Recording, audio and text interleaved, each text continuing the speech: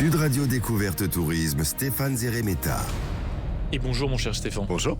Et belle année de vive voix. Très belle année, en effet, de beaux voyages, de belles escapades. On va s'y employer. C'est ça, et de jolies découvertes. Absolument. À commencer par ce matin, où vous nous emmenez directement dans une magnifique région, le Périgord. Direction le sud-ouest de la France. Le Périgord, c'est vraiment, il y a plein de sites super intéressants à découvrir. Bon, c'est vrai qu'on va faire un plongeon dans le temps, les villages pittoresques, les sites préhistoriques, plein de châteaux perchés. Bon, et puis d'un point de vue naturel, le Périgord n'est pas en reste non plus. Il y a plein de randonnées qu'on va pouvoir faire au fil des vallées. C'est aussi une grande région gastronomique, plein de produits gourmands, noisettes, fraises, noix. Bon, fait des choses qui font partie du terroir. Et d'un point de vue du patrimoine, le Périgord est aussi connu notamment pour ses bastides. Oui, il y a le pays des Bastides, c'est un des joyaux de la région, des collines boisées, des puissants édifices, le château de Biron par exemple. Là, on va être dans un village fort empreinte médiévale. On va visiter ce château. Il y a plein de vues incroyables sur la campagne environnante. Pas loin de là, il y a aussi le château de Bonaguil,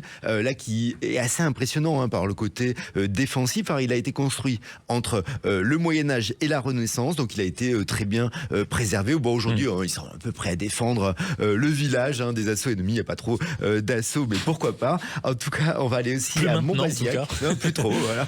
Ça pourrait revenir, mais pas encore. Montbazillac, on connaît surtout pour son vin. Alors, c'est un château qui associe les architectures médiévales, Renaissance, domine le vignoble avec des terrasses sur la vallée de la Dordogne. C'est absolument sublime. Bon, et c'est que quand on va faire la visite, on apprend un peu plus sur les vins Montbazillac, bien sûr, mais aussi sur l'histoire du château. Et plus au nord de Périgord, on découvre aussi la vallée de la Dordogne, façonnée par sa rivière. C'est très frappant. Absolument. On va commencer par le château de Puymartin. Lui, il date du XIIIe siècle. On est au milieu des bois. L'intérieur est absolument sublime. Mobilier d'époque, tapisserie d'Aubusson. Alors, c'est vrai qu'on va voir à travers la visite un peu les différentes phases architecturales du château. Il y a tout un parcours en extérieur aussi. Et puis, un peu plus loin, on va aller à Sainte-Mondane. Là, c'est la porte d'entrée du Périgord noir. C'est là où se trouve le château de Fénelon, qui est au-dessus de sa colline. Alors, on le surnomme la forteresse des arts et des lettres, notamment parce que c'est ici qu'est né le philosophe du XVIIIe siècle, Fénelon. Et la visite est assez sympa. Elle permet de découvrir des intérieurs meublés, mais aussi des expositions sur l'écrivain. Et la vallée de la Dordogne se distingue aussi par ses jardins qui sont magnifiques. Les jardins sont incroyables. Proche de Sarlat, il y a les jardins d'eau de Carsac-Aillac.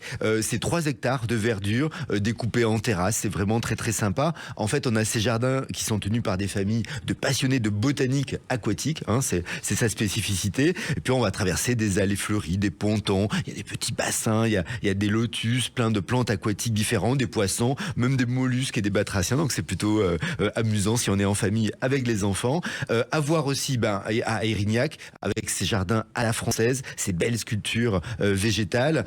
Et puis pourquoi pas, pour terminer l'après-midi, une belle balade sur la Dordogne depuis la roche Roquegajac. Là, on va faire cette croisière en gabar. C'est vraiment l'embarcation traditionnelle en fait du Périgord. Et si on continue à se déplacer de cette façon, il y a la fameuse vallée de la Vézère et c'est un voyage vraiment aux origines de l'humanité qui nous attend. On peut le dire comme ça. Oui, c'est vrai que c'est la vallée qui est connue pour les sites préhistoriques qui sont classés au patrimoine mondial de l'UNESCO. Le château de Comarque, ça c'est vraiment le bon exemple puisque c'est une forteresse médiévale, mais elle a une grotte qui abrite des joyaux de l'art pariétal. Alors elle se visite pas, mais il y a toute une exposition de photos, donc ça nous donne vraiment un très très bon aperçu. Et puis à la sortie du village des Aisies, on a les abris préhistoriques de Logeriba. Ça c'est absolument fascinant. On se promène vraiment dans des abris sous roche qui étaient occupés par l'homme dès la période magdalénienne. Alors magdalénien, c'est entre le 17 000 et 12 000 avant Jésus-Christ. Donc il y a quelques temps. Ça date pas mal. Et puis c'est vrai que bien sûr je peux pas ne pas citer Lascaux avec son centre international de l'art pariétal.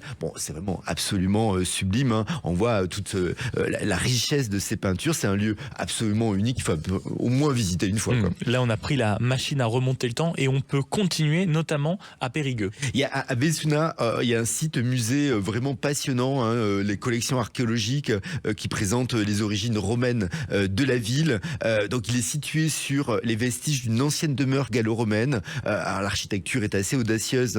On la doit à Jean Nouvel, qui est vraiment très très beau. Et puis le musée, pas Jean Nouvel particulièrement. En tout cas, le Périgord, c'est vraiment un territoire aux multiples visages. Chaque zone est marquée par son histoire, sa très longue histoire. Bon, et puis c'est vraiment intéressant. Donc voilà, c'est une belle destination, que ce soit pour patrimoine, histoire, mais aussi activité en plein air. Merci beaucoup mon cher Stéphane. Avec grand plaisir.